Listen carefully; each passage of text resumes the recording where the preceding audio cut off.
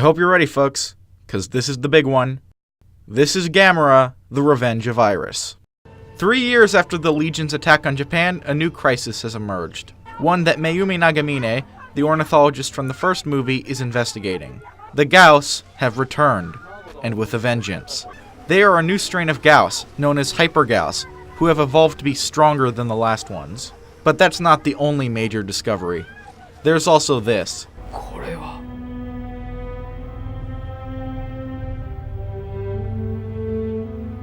Gamera? まさかこの数を見ろ。だったらここはだったらガメラの墓場。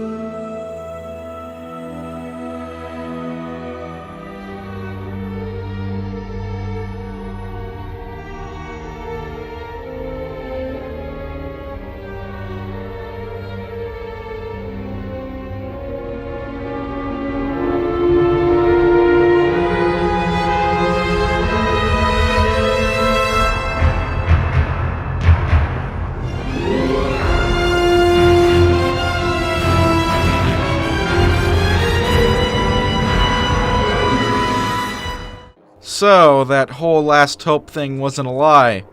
Gamera really is the last hope. At least to most people.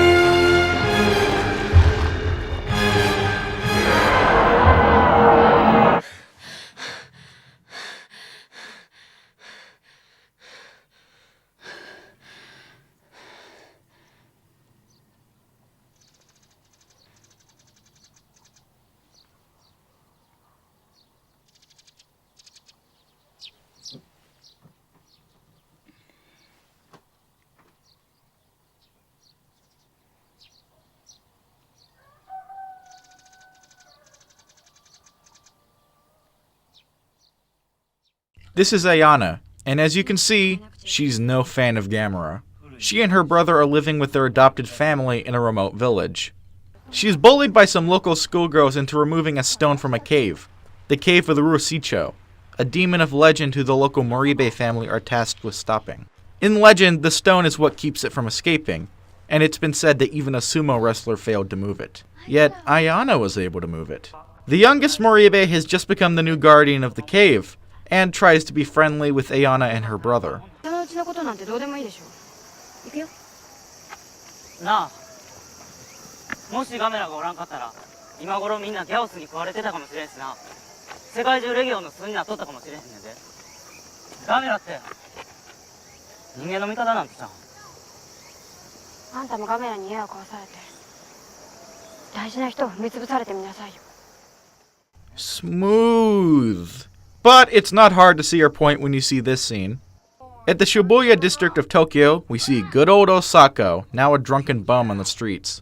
Several Gyaos fly over and are pursued by Gamera. He hits one and sends it careening into a subway. He then lands and reveals himself.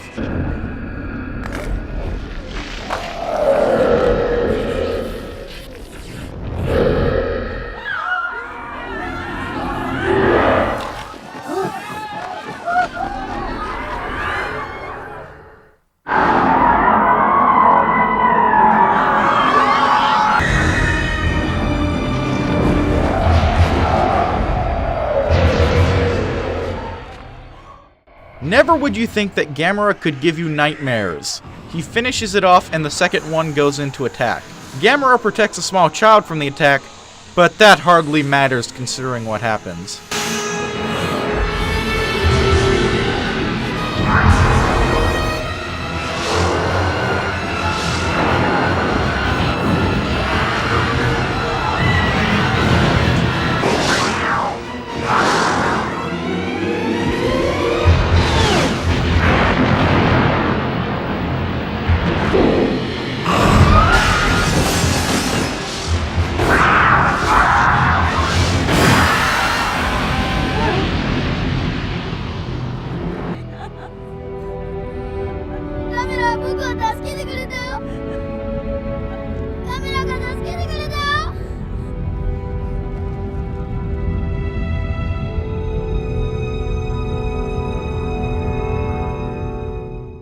There you go. The most horrifying thing Gamera has ever done. 20,000 are declared dead, and the Japanese government issues orders to kill Gamera on sight. However, news reports show Gamera is hunting down Gyaos across the globe, and the Shibuya attack was only the beginning. Ayana returns to the cave and finds a metallic pendant, similar to the one used by Asagi to connect with Gamera. It glows a bright green in her hand. When Moribe arrives at the cave, he finds her comforting a strange creature. "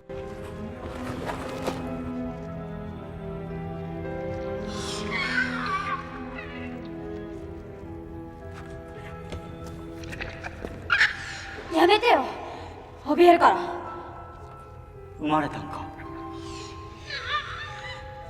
そいつが何なんか分かってるんか?イリス決めたの。イリス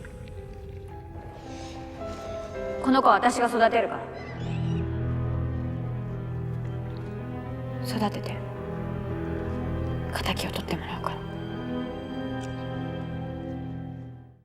As this is going on, some more information on this universe is revealed. A simulation game created by a video game company which predicts and calculates mana, or living essence of the Earth. When the Gyaos first appeared, mana levels were low, and the modern levels are even lower. The attack Gamera used at the end of the last movie drained enough mana from the Earth to allow the Gyaos to return. This is why Gamera is so violently ruthless in pursuing them. It's his fault that they came back in the first place. Ayana helps Iris grow, stating that Gamera killed its family too. 私も同じなのよ。ガメラが憎いって。あの子も仲間はガメラに殺されたのに。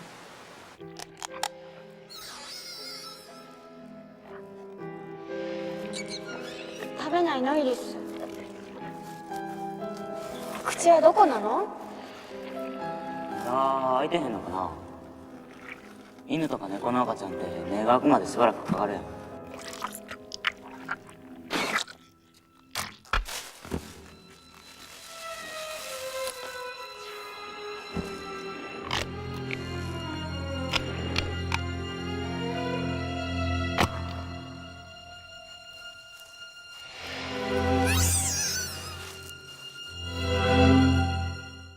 When she finds it having left the cave one day, it attempts to absorb her into itself.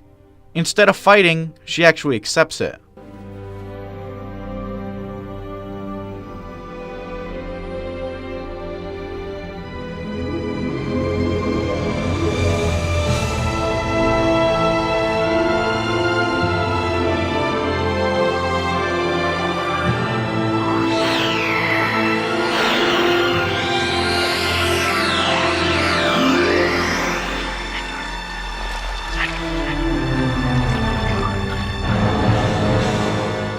Before it can finish, Moribe saves her and Iris goes on a rampage, mercilessly slaughtering the village populace. Nagamine is called in to investigate, but stops in Tokyo first to visit an old friend. 牛や馬と暮らそうと考えて北海道へ行ったとですよ。酪農はきつか仕事やった。おいには務まらんやった。それでビール工場の警備員隊。そしたら今度はレギオンですよ。逃げてん逃げきれん。もう逃げるとにも疲れたとですたい。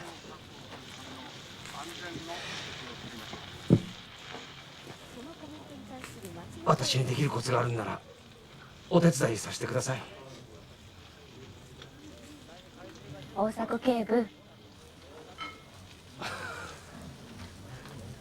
元です。警部補ですし。馬か。焦げに馬か酒は久しぶりです。While they sort through the corpses, Iris has grown and continues to drain anyone it comes across. Ayana has entered a deep sleep and is abducted from the hospital by Asakura and Kurata Shinji. Kurata being the head of a video game company that created the Earth simulation game, and Asakura being his confidant in the government with occultist beliefs, ones that include Gamera, Gyaos, and Iris. Asagi returns from her travels and wishes to see Ayana due to her similar connection with Iris. Iris is hunted down by the military and it easily wipes them out.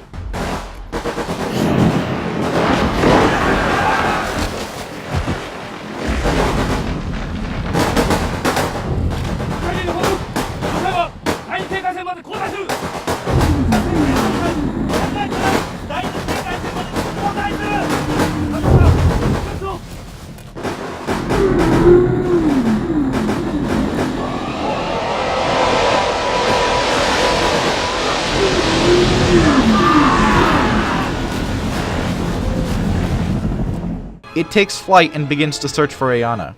Nagamine and Asagi get Ayana away from her captors, but don't escape the city of Kyoto, the city where Iris is heading. Kurata reveals himself and explains what he believes about Iris. しかし滅亡よりも悪い未来が待っているかもしれない。そうなる前に怪獣に人類の幕を引いてもらおうというのが私の考えだし、ギャオスを生んだ者の考えだろう。だからガメラが止めようとするなら、たとえそれが地球の意志でも奴を倒す。ギャオスに人類の幕引きなんかできない。ギャオスじゃない。もはや新たな存在だ。あらかじめ用意されていたものか自己進化の結果か理由はわからないが、かつてガメラがそうしたように人と交換することでより強くなろうと、しかもこの子と融合してガメラを超えようとしてる。こんな可愛い子でも悪魔を飼ってるからね。ガメラは勝てない。Jets engage Iris, and he proves to be unstoppable until Gamera rises through the clouds and challenges him.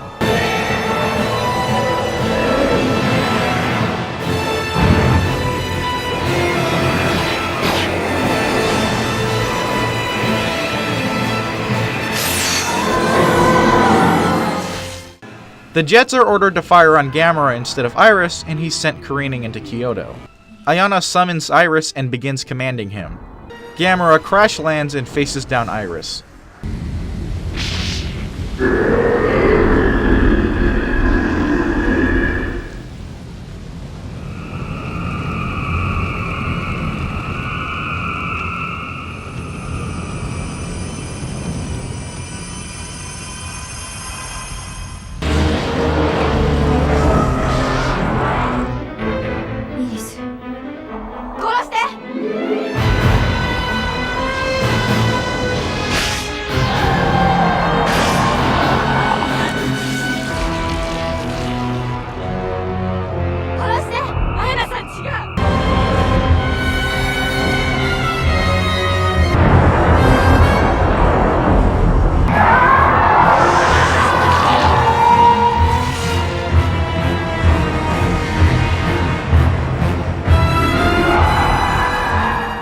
Their battle ends up in a large mall, and Kurata and Iskura are killed in the collision.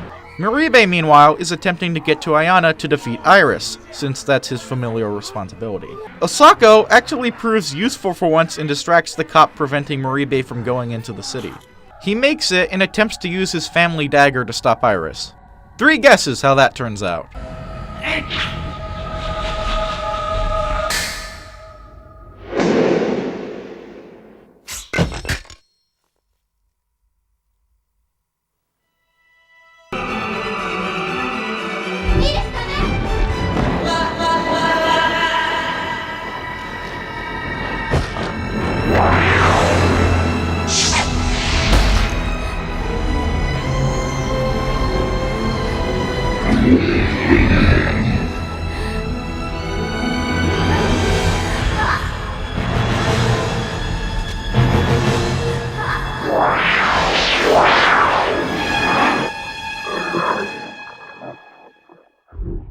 As Ayana is absorbed by Iris, it subjects her to images of itself killing the villagers, and the truth about her parents' deaths. Gyaos killed them.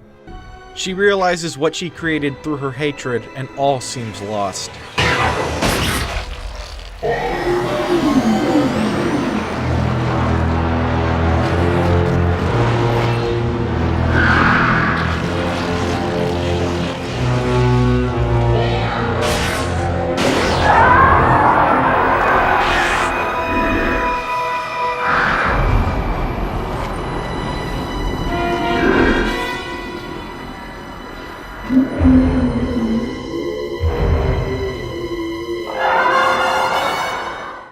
Iris uses its tentacles to drain Gamera's DNA and replicate his plasma fireballs.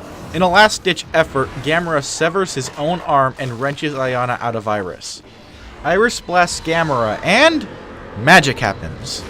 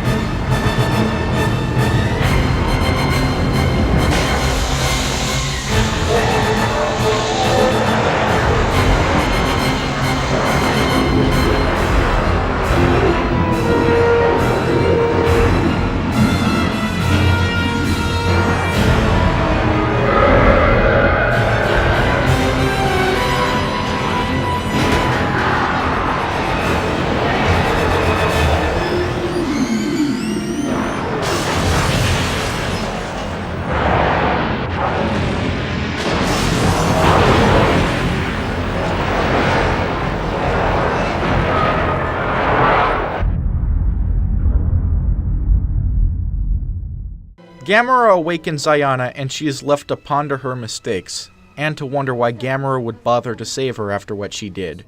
The battle isn't over yet though. A flock of thousands of Gyaos descend upon Kyoto, and the mutilated Gamera roars in defiance, ready to take them all on. 最後まで一人になってもガメラは一人じゃないわ。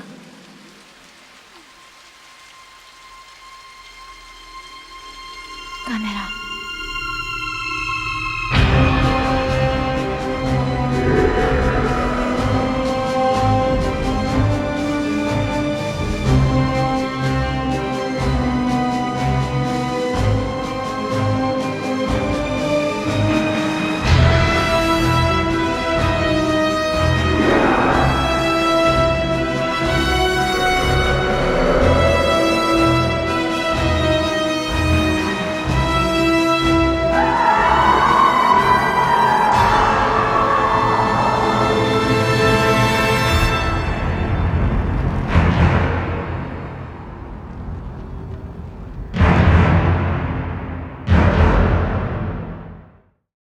And there you have it.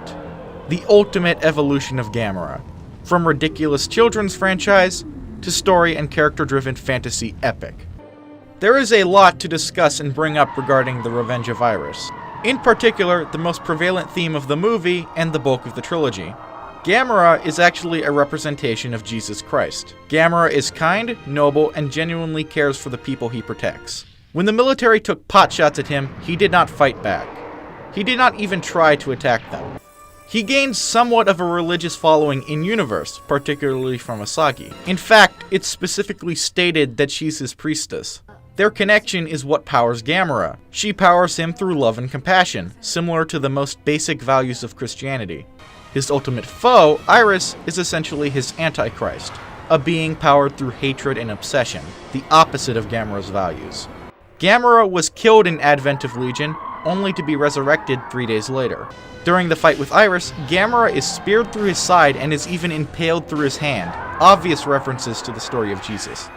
It might seem strange that anyone would use a giant flying fireball-breathing turtle to represent Jesus, but it honestly does work in favor of the story.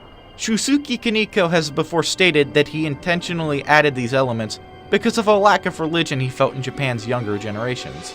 So by taking Gamera and making him something to believe in as a higher power, younger generations would experience religion to an extent.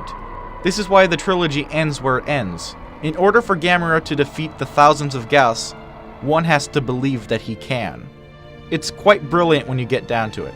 Of course, we still have even more to cover. The film is also a deconstruction of kaiju films in general.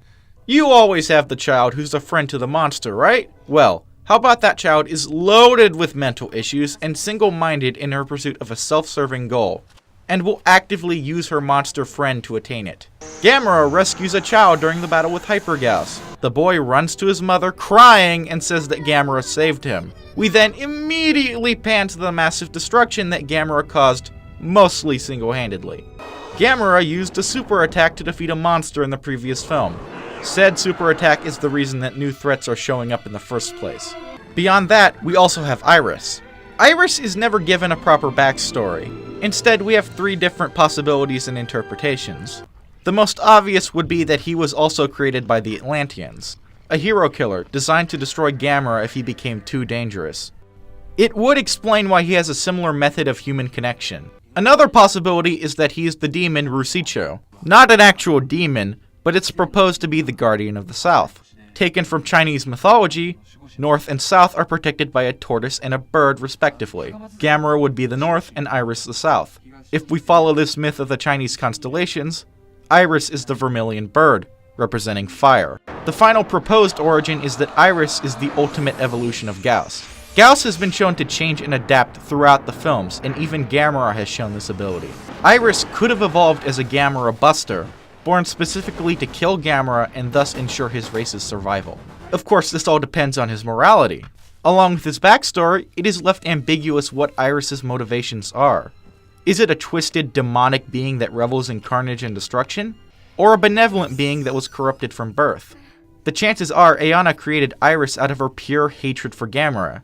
Evidence for this is when Iris kills off the village population. It stated that more women were killed than men. Ayana was earlier bullied by some other girls, so perhaps Iris sought revenge for its mother. The creature had no concept of good and evil and only strived to do right by its mother, even when it meant hurting her too. Even if it was already evil, Ayana is responsible for its creation. She brought it forth and gave it even more power. Ayana may be the true villain of the piece. She commands the film when she's on screen. Even in lower key scenes, you have to pay attention to her. You can see the hatred and anger in her eyes. The death glares she gives during the climax are downright horrifying and even saddening. Someone once so sweet and innocent corrupted to evil. You believe that she wants this turtle dead, no matter the cost. A striking contrast to Asagi. Asagi is still sweet and innocent and only wants to protect Gamera. This is another deconstruction of this series. Instead of a young boy who constantly espouses about how much he loves Gamera, we have a young girl living through the pain of her parents' deaths and despising Gamera to the point of ignoring all other things in her life. It is something that has to be seen to be believed. Gamera, The Revenge of Iris is a fantastic film with deep themes of hatred, revenge, and redemption. While the action scenes are not as big as the ones from Legion, the film makes up for it in story and character. Gamera would take a hiatus from cinema as the next generation of Godzilla films took over, one of which was even directed by Shusuke Kaneko. Godzilla, Mothra, and King Ghidorah, giant monsters all out attack, followed a similar theme of redemption and added fantasy elements to its mythology. Once those Godzilla movies came to an end, however, Gamera would return with his final film. Or rather, the first film of Gamera's son.